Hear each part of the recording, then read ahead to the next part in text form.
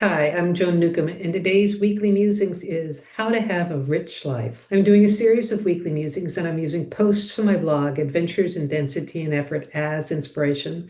Now, I wrote them a while ago, but I am finding the information is still very pertinent and evergreen. At the end, I'll still summarize the topic based on what's going on in the world today. Also, I have some special offers, so stay tuned to the very end to see what they are. How to have a rich life. I'm in Madrid visiting my son. Spain is a great place to recover from jet lag. Their sense of time is totally different than in the US. Their workday starts at 9 a.m. and their lunch break is from 3 to 5 p.m. And then everyone goes back to work to 7:30 or 8. And dinner is at 9 p.m. or later. And they get 26 days of holiday and vacations per year. Compare that to the US, where the average workday is 8 a.m. to 5 p.m. with a 30-minute lunch break and two 15-minute breaks. And if they're lucky, they can get 14 days of vacation a year. Spain is a more relaxed rhythm to the day and a flow of life in general. It feels like the US is driven by consumption and production. What do you do? How much do you make? Where do you live? We are evaluated by these things. Spain seems to focus more on the quality of life, family, and friends. Now, Madrid is a noisy city, which would normally drive me crazy. I'm highly sensitive to sound and empathetic vibration. Yet there is no tension here, no anxiety. There is space to just be. It's fun to see the life my son is creating here. I recognize my kids as capable beings who came into this life with their own inner wisdom and life intentions. I just manufactured their body, gave them their initial driving lessons, but their road trip through life is their own creation as consciousness. What do you value in this life? What are your choices? What we spend our money on and how we spend our time reflects our values. We may love our family, work very hard to support them, but not spend any quality time with them, unless you count running them to soccer practice or violin lessons quality time. What we don't spend money on and what we neglect also reflects our values. You can have a low salary and a rich life. You can have effortless abundance. If you are feeling dissatisfied or unhappy, perhaps your externals are in conflict with your internals. You don't have to make sudden changes to get back into alignment with your essential self. Small steps have profound results. You may need to take some time to even know what you want. This week, notice how you spend your time and money. Are your actions getting you what you really desire? Our outer life reflects our inner life. Any external disagreement or power struggle reflects that we are out of alignment. We're coming into alignment with our inner being. Sometimes, as we begin to be more true to our heart, relationships and circumstances that aren't true start to chafe. Spend more time with yourself, with a capital S, and inner communication. That may be journaling for 5 minutes a day, taking a walk without your phone or earbuds, working in your garden, or painting. Take tiny steps this week and see what happens. And if you do this, leave me a note below because I love to read your comments. Well, as I was reading that,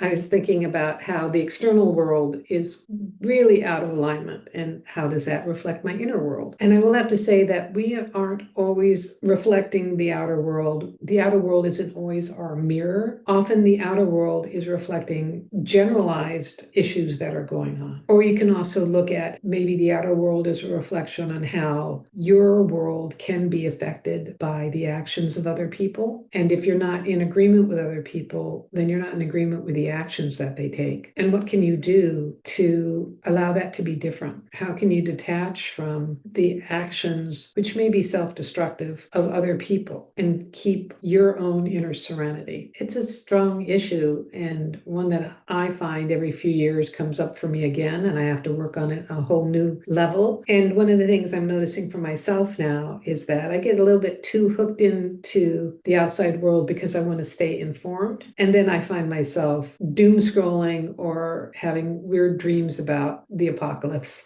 And this idea of doors slamming open, you can think that we actually have many possibilities out in front of us. You can think of this world as actually a giant collective video game where you're playing with other players all around the world. And the thing is that at one level of the game, you feel like this is the way you're going and that's the only choice that you have. Or that if you turn left or if you turn right, that you've set into motion a whole series of events and you've lost those those other opportunities. But if you look at it from a higher perspective, actually all of those possibilities are happening at once. Even though you turned this way, a parallel self turned the other way and is existing in that world. You can either turn yourself back to that world, or you can, in a sense, take on that reality without completely destroying the world that you're in. There's a parallel universe where you grew up in a functional family. There's a parallel universe where I'm already retired and living in Spain, which is something I wanted to do last year, and reality threw a curveball. So now I'm in a more challenging situation, still working on my vision of retiring to Spain with my son that lives there. But I have a whole new component that is going to require an imagination bigger than this one, which requires me to be more in alignment with myself as consciousness, because there's the bigger imagination. So if you like these videos, please share them with your family and friends and on your social media. And please click the heart button, the thumbs up button. You can also subscribe. And that way you're telling the algorithm to share this far and wide and get this out to someone who really needs to see this information. And if you want a free sample of one of my consciousness techniques, click on the link below to the Skybox technique, which gives you a drone's eye perspective of your life and the world today. And if you want to learn how to do this for yourself, click on the link below to my self-study course, where you can learn tools and techniques to navigate your life as your greater consciousness. And if you want to know more, my website is joan-newcomb.com. There you can learn about my individual sessions and my coaching program. So go to my website, joan-newcomb.com, and I'll see you next week in another Weekly Musings.